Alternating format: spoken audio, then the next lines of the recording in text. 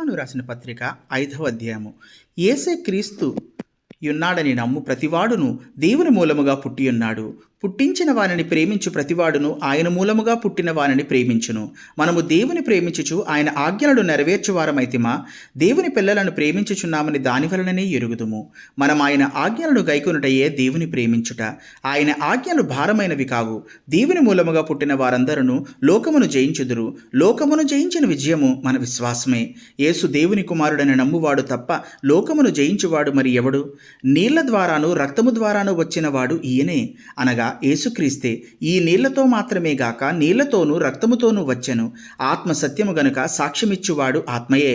సాక్ష్యమిచ్చువారు ముగ్గురు, అనగా ఆత్మయు నీళ్లును రక్తమును, ఈ ముగ్గురు ఏకీభవించి ఉన్నారు.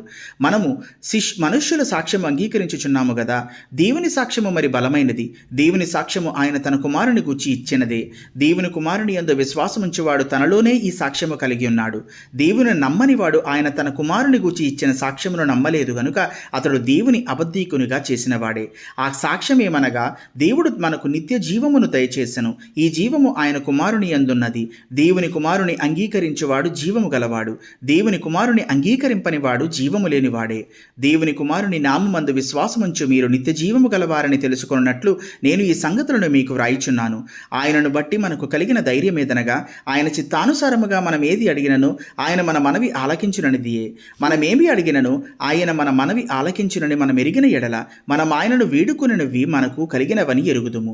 తన సహోదరుడు మరణకరము కాని పాపము చేయగా ఎవడైనను చూచిన ఎడల అతడు వేడుకొనును. అతని బట్టి దేవుడు మరణకరము కాని పాపము చేసిన వారికి జీవము దయచేయును. మరణకరమైన పాపము కలదు, అట్టి దాని గూర్చి వేడుకొనవలనని నేను చెప్పుటలేదు. సకల దుర్నీతియు పాపము, అయితే మరణకరము కాని పాపము కలదు. దేవుని మూలముగా పుట్టినవాడు ఉన్నవాడెవడును పాపము చేయడని ఎరుగుదుము. దేవుని మూలముగా పుట్టినవాడు తన్ను భద్రము చేసుకొనుడు గనుక దుష్టుడు వాని ముట్టడు. మనము దేవుని సంబంధులమనియు లోకమంతయు దుష్టుని యందున్నదనియు ఎరుగుదుము. మనము సత్యవంతుడైన వానిని ఎరుగవలడని దేవుని కుమారుడు వచ్చి మనకు వివేకం అనుగ్రహించి ఉన్నాడని ఎరుగుదుము. మనము దేవుని కుమారుడైన యేసుక్రీస్తునందున్న వారమై సత్యవంతుని యందున్నాము. అయ్యే నిజమైన దేవుడను నిత్య జీవమునై ఉన్నాడు. చిన్నపిల్లలారా, విగ్రహముల జోలికి పోకుండా జాగ్రత్తగా ఉండుడి. Thank you.